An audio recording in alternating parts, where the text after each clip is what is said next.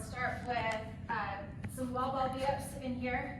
So they want to start with both wall ball and feet up, and then as they extend back, they're going to try to touch that wall ball to the floor, and then come up and touch the wall ball to their feet. So as always with any leg raise, try to keep the pelvis nice and stable as they bring the legs down so their hips aren't rotating. Then we've got a ring push-up into a pike.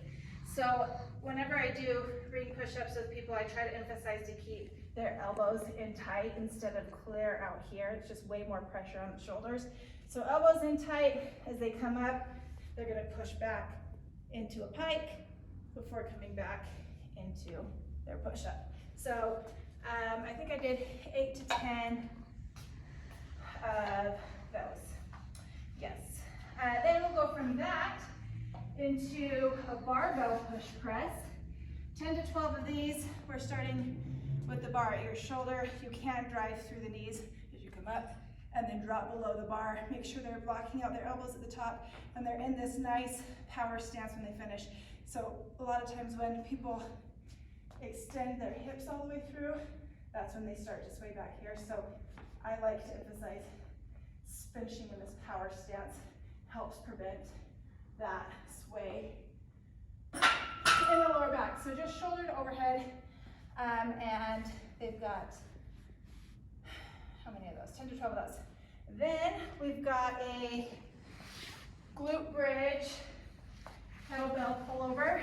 So coming up into that glute bridge, kettlebell up overhead, they're going to extend all the way back, touch the handle to the floor, and then pull all the way back up.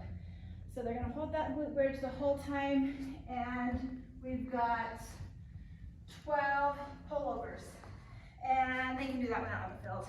Then we've got a lateral squat pass through the agility ladder with a dumbbell, so they can just let this dumbbell hang low, and they're going to come down, touch the ground, up, and over into the next square, up, over into the next square. So they're always alternating which foot is in the square. So they're going to go all the way down and all the way back, which is, I think, a total of 20 squat jumps with that dumbbell.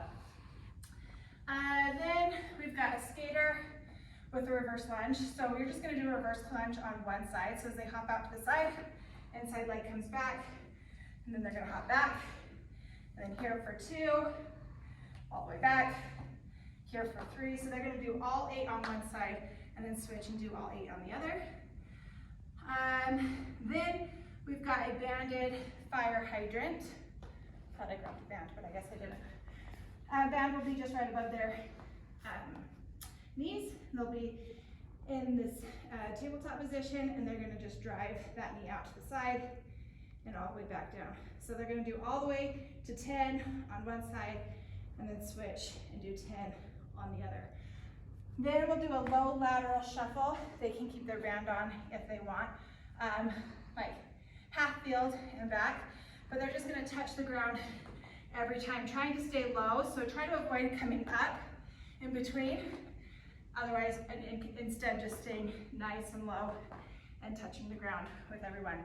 So all the way down, all the way back, and then 1 to 2 field laps to finish. Done.